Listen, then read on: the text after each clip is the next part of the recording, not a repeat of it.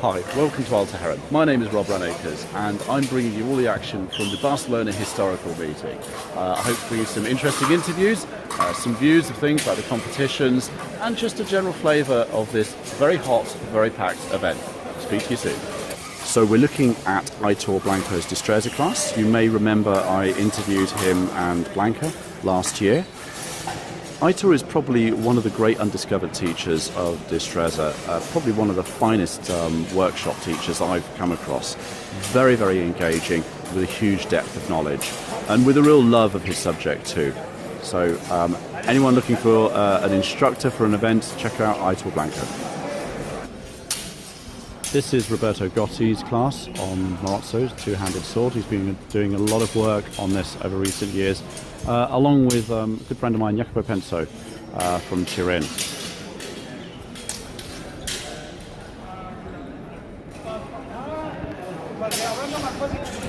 This is Francesco Loda's class on Marcelli Rapier, and he split his class into two because he's had the first part of his lesson yesterday and he's doing a continuation of that today, but he's got some new people, so he split it to the beginners again.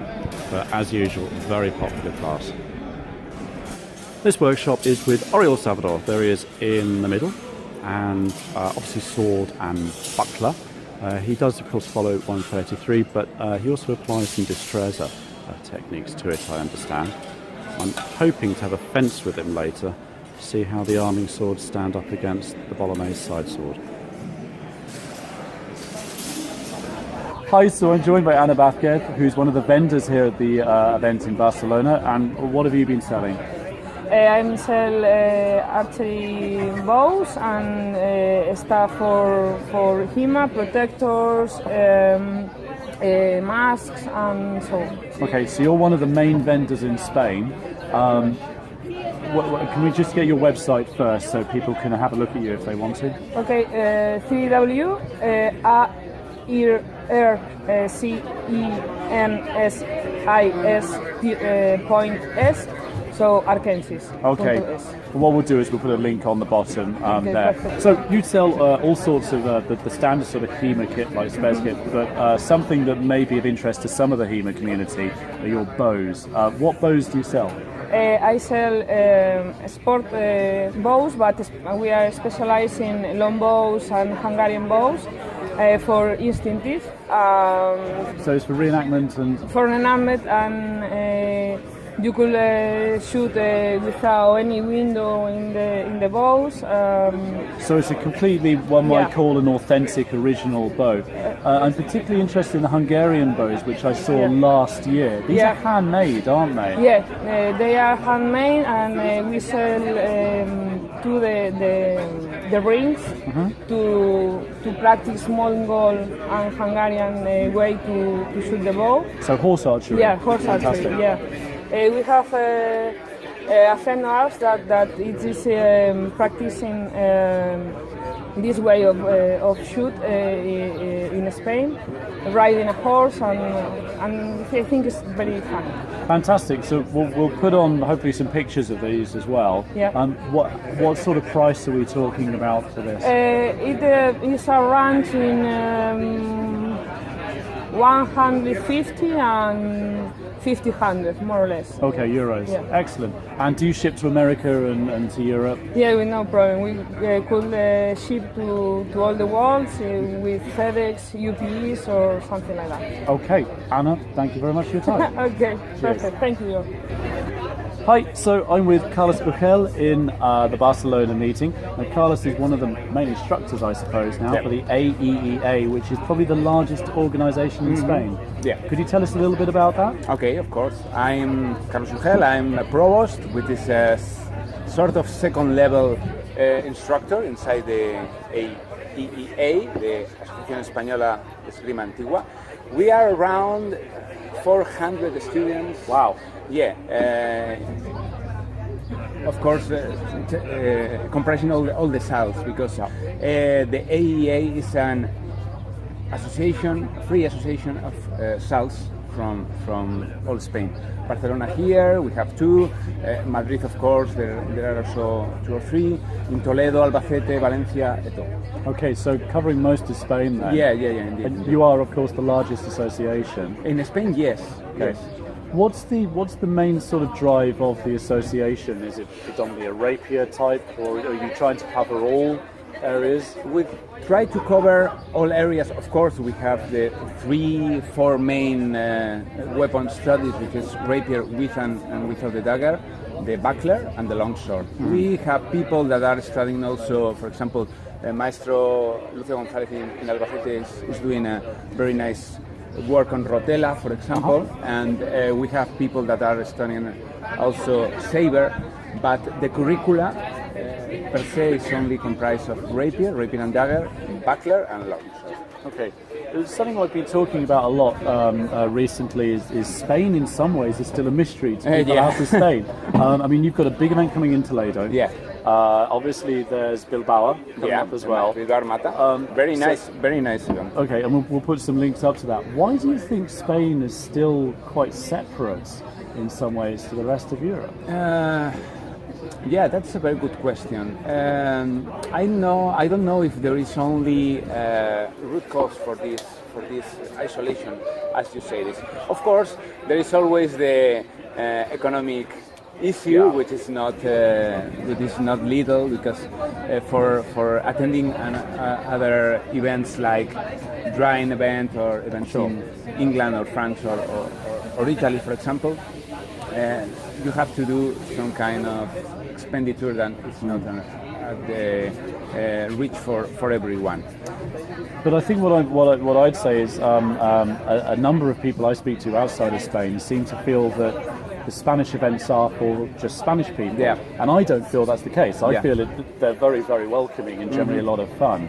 Would you agree with that? Would you want to have people come in from outside? Of course. We think that that's a basis from us. I think that welcoming people from outside, that even the thing that they do, or their main focus on the weapons, of the main philosophy on the weapons, is different from you.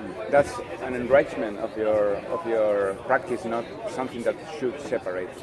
Okay. We try to incorporate people in the events from outside that can show us things that they are doing, and I think it's an enrichment for both sides. So I also think that we are most welcoming of the foreign people, but that's not for me to judge. So you can. I come to Spain a lot, as you people will know. So I kind of like it in Spain. So if people want to find out about the events, right, where's the best place for them to go? Of course, Facebook. We have. I'm talking here only on AEA speaking. We have one main page, which is Asociación Española de Esgrima Antigua, in which we try to publicize more or less all the events that all the salts in Spain are doing, which is sometimes quite difficult to track, because as we are like a dozen cells in Spain, we are doing a lot of things. Yeah. We try to do, of course, events, fencing events, but also we try to reach cultural events, and we try to get in touch with universities and college and do some kind of collaborations with there, also with private institutes and foundations, and we try more or less to bring fencing, historical fencing, into the 21st century. We try to make it fun, we try to make it safe, of course, and we try to be respectful of the original sources. Okay, wonderful. So I think the message really is please have a look at their websites. We'll put on there and come to Spain. Come. It's a lot of Spain. We try to be friendly, and we try to fence with everyone, and we have, I think, quite good food and drink. So not bad. So come. Okay, please. Carlo, thank you very much. Thank you. Cheers. Thank you.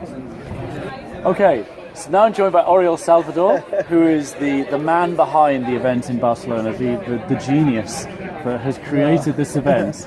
No, I'm one of the guys who is behind, but this is done by a lot of people. So I'm Take the credit. I'm just one of the cogs of the machine. So. But have you enjoyed it? Because you must be shattered. Yeah, I'm totally destroyed.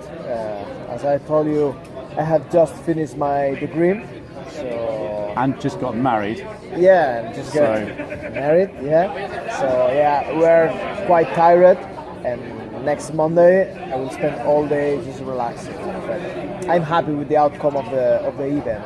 Okay, so it was a very full event, very hot event as well. I mean, it's interesting for other northerners to come down here. It gets very difficult fencing in In the heat. fact, you can see clouds, which is quite a strange at our events. We had to move it, didn't you? Because it was so hot Yeah, last it was year. too hot. Yeah. In fact, anyone fade out, but they were barely about to collapse. So Yeah. it was too hot. In July, it was too hot.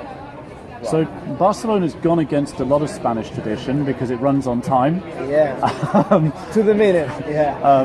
But you've now done this for 4 years now, and you seem to have really made an effort to try and draw in external instructors and a lot of people from the rest of Europe. Whereas I was talking to Carlos, Spain traditionally has been quite insular in some ways. Yeah. Is this something you really wanted to do? Was this an objective? Yeah.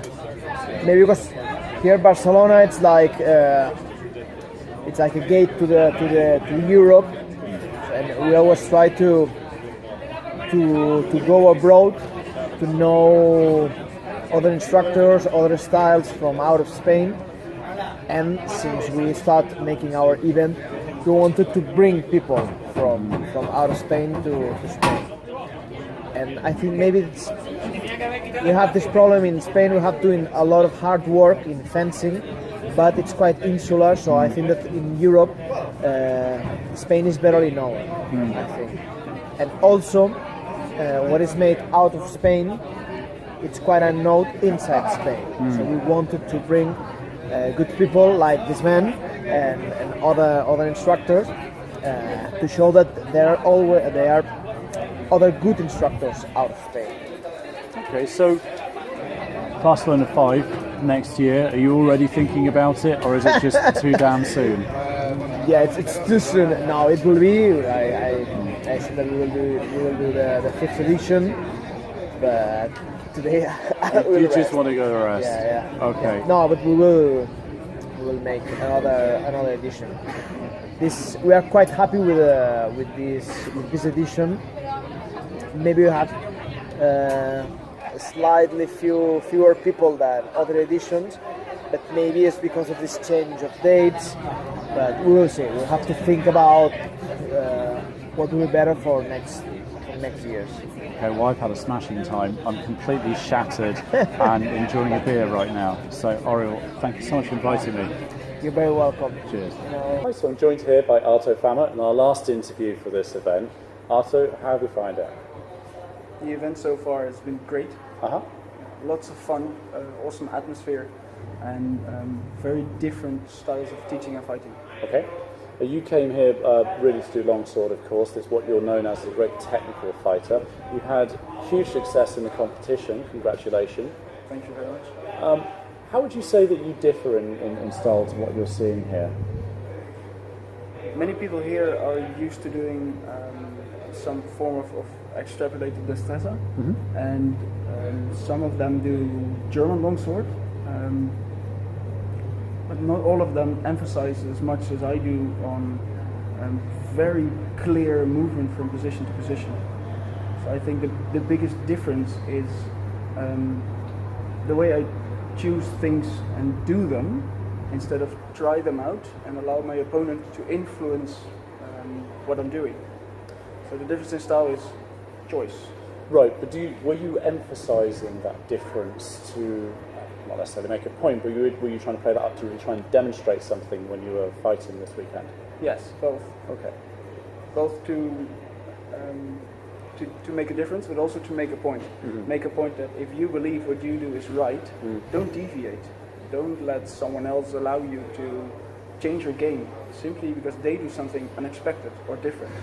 If you have an interpretation and you want to validate it, run with it. And that's the reason why I do competitions. I want someone to prove me wrong, so I can go home and practice and find a solution. Right. And if I don't stick to what I think is right, someone will not prove me wrong. They'll simply beat me. So everything is really a search to apply the principles and perhaps find where you might not be adhering to it, or where you find very difficult questions against those principles. Yeah, well said. That's exactly it. I want to know that if my understanding of certain principles and certain techniques works, and all of a sudden an opponent finds a way around or through it, I want to know where I messed up. And if I do not do what I think is best, I will never know how I messed up.